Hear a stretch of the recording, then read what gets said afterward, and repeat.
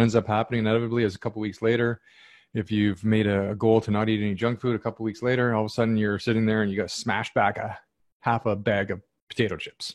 It happens because we haven't ingrained that into our brain. So that's what I want you to do.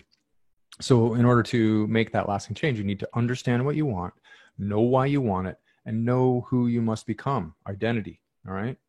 I'm going to show you a worksheet to be able to come up with these things more formally, but just understand the concept for now. So whenever new things come up or doubts in your mind that you need to make a decision on in order to act instead of react, stop and ask these filter questions.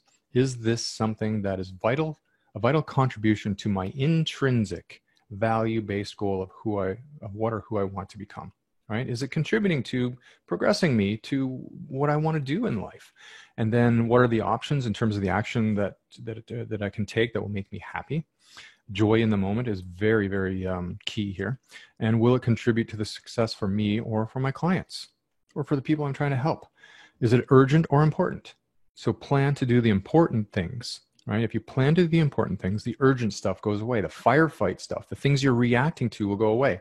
If you're constantly firefighting and allowing yourself to be in react mode, in business, that's imprinting, that's karma, that's imprinting an impression into your brain, which is enhancing the program that's going on there, that it's okay to react to things.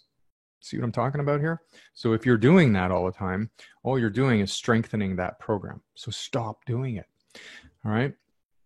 And then ask the question, is it, whatever I'm about to do, is it at the top of the dollar value chain, or is it at the top of the value chain of what I'm contributing to here? Meaning, is it something that I should do, or can I delegate it out, or can I just cross it off the list altogether? Don't do things that are just because you're hustling and grinding, just because you're busy being busy. You know, look at me, I worked 18 hours. Yeah, but how many of those things were important rather than urgent?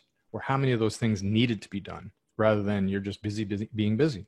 All right, and at the bottom line, something I learned from a friend, Tom Beal, who spent time in the military, and that's where he got this from, is I think the Marines, which they talk about all the time, is when a situation comes upon you, adapt, improvise, and overcome. Right? Adapt, improvise, and overcome the situation.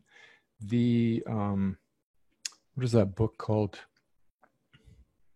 The Obstacle is the Way. When an obstacle appears in front of you, it's telling you something, right? That's a message. So look at it, adapt, improvise, and overcome. The obstacle is the way. It's teaching you something that you need to continue on your journey. So